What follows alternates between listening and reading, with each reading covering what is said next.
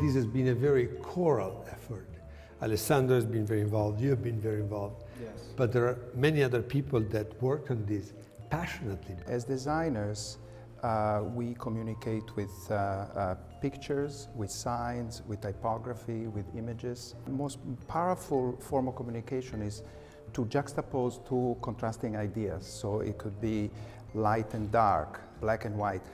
And this was the perfect space to juxtapose these two ideas, full and empty. We left intact the old bookstore, and it's a very powerful experience to walk into history.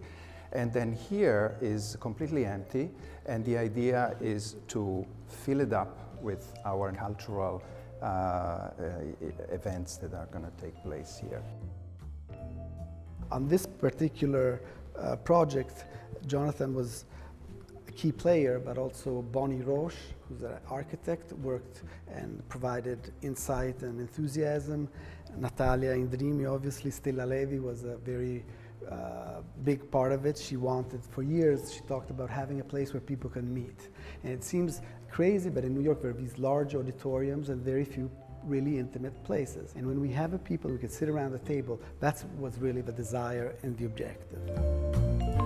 Sante Fortunato Vanni opened his bookstore in a different location in 1884. This was really the height of Italian immigration to America. The people who arrived were mainly miners and agricultural workers, day workers with no culture, often illiterate. So they needed everything but books. And this man wanted to sell books to people who could not read. He succeeded really through the power of his imagination. So he saw the need of a person who used to be a farmer to become a construction worker, but he can't read. So he published a manual, a construction manual that was all diagrams. It was meant for people who have no language skills. So he would have a diagram how to make a window, a roof, a gutter, and the book was a bestseller. And in this way, he gathered the people in the bookshop and eventually sold books.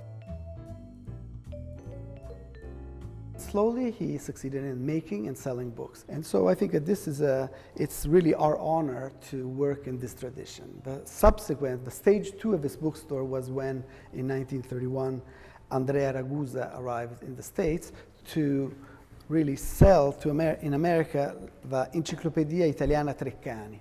He purchased this bookstore and became this beautiful role, this beautiful Italian specialty of being a libraio editore, bookseller and bookmaker. And over the years, between 1931 and 1974, he carried on through the post-Depression era, the World War, and all kinds of difficulties, making Italian books of high quality and printing really beautiful editions. So I think it's a really important and beautiful story. The main message that we get from this operation is that there are all these different layers of history. There is the Italian-American history, there is the history of publishing, there is the history of Italian Jews, remembering that Italy was one of the most important places for Jewish printing from the very beginning until the 19th century. Exactly. So there is all this intertwining of different levels, and it's beautiful that they come together at 30 West 12th Street. Yes, I think that the key is exactly what you say, that the idea that you don't build a book publishing venture out of nothing, but you build on what's there. And what was here was an abandoned, dusty trove of Italian books.